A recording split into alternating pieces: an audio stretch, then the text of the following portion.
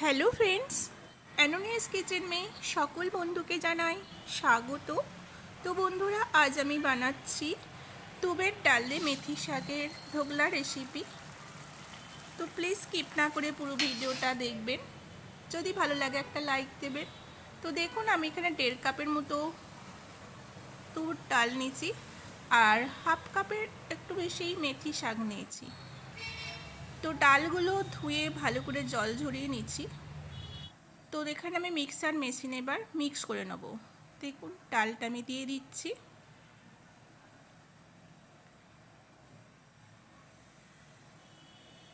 এরপর আমি এতে দিয়ে দেবো মেথি শাক। মেথি শাকগুলো ভালো করে ধুয়ে জল ঝরিয়ে নিয়েছি।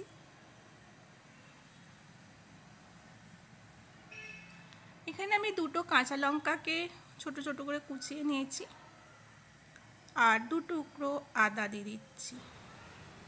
আর এর মধ্যে আমি দিয়ে দেব 2 টেবিল স্পুন টক দই। এটা আমি ভালো করে মিক্স করে নেব। দেখুন, আমার এখানে মিক্সারটা হয়ে গেছে। এই মিক্সারটা করার সময় আমি এতে হাফ কাপ জল অ্যাড করেছি। যেহেতু আমি 1.5 কাপ তুবের ডাল নিয়েছি, এজন্য আমি হাফ কাপ জল অ্যাড করেছি। এবার এটা আমি একটা বাটিতে ঢেলে নেব। এটা খুব পাতলাও হবে না, মোটাও হবে না। এবার এতে আমি দিয়ে দিচ্ছি 2 table spoon oil, half teaspoon হিং,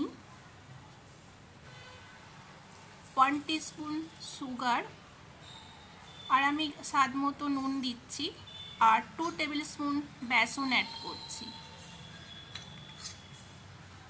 তো এটা এবার আমি ভালো করে মিক্স করে নেব।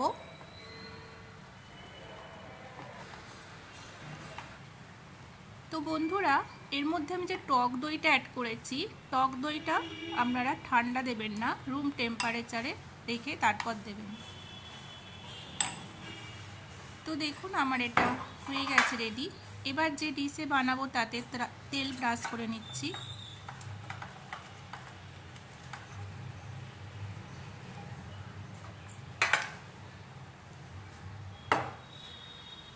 এর মধ্যে আমি দিয়ে দিচ্ছি 1 টিস্পুন ইনো আর 1 টিস্পুন ওয়াটার দিয়ে এটা তুরুন মিক্স করে নিতে হবে।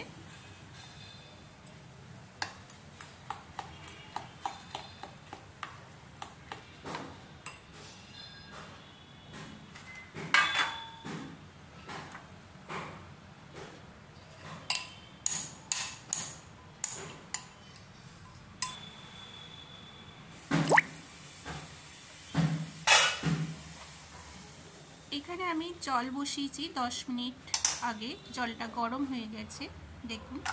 এবার আমি এর মধ্যে ডিশটা বসিয়ে দিয়ে ঢাকা দিয়ে দেবো। এটা জাস্ট 6 থেকে 7 মিনিটের মতো ঢাকা দিলে লো ফ্লেমে তো রেডি হয়ে যাবে। দেখুন, আমার কত সুন্দর রেডি হয়ে গেছে। আপনারা চেক করে নেবেন, যদি না লাগে জানবেন রেডি হয়ে গেছে। এটা ঠান্ডা হয়ে গেলে দেখুন, আমি এখানে বরফির মতো কেটে নিয়েছি। দেখুন কত সুন্দর হয়েছে। তো এখানে কড়াই তেল গরম হয়ে যাওয়ার পর এগুলো আমি দিয়ে দিচ্ছি। এগুলো জাস্ট হালকা করে ভেজে নেব। তো আমার এগুলো ভাজা হয়ে যাবার পরে আমি এখানে দেখুন 2 টেবিল স্পুন তেল দিয়েছি আর এই তেলে দিয়ে দিচ্ছি লঙ্কা, তেজপাতা, জিরের ফোড়ন। এর মধ্যে দিয়ে দিচ্ছি পেঁয়াজ কুচনো। এরপর আমি দিয়ে দেব 1 টিস্পুন আদা রসুনের পেস্ট।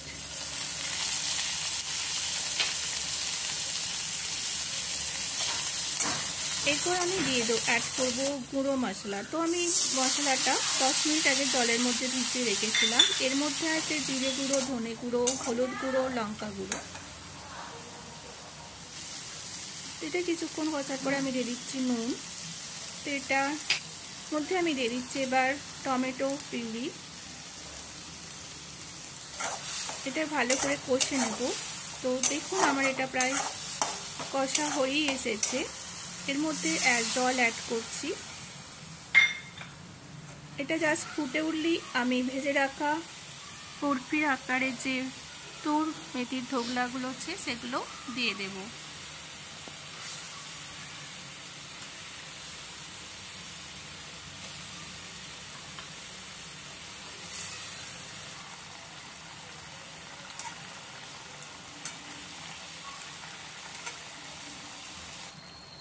আমি অ্যাড করছি গরম মশলা। দেখুন আমার এখানে রেডি হয়ে গেছে, এটা এবার আমি সার্ভ করে দেব।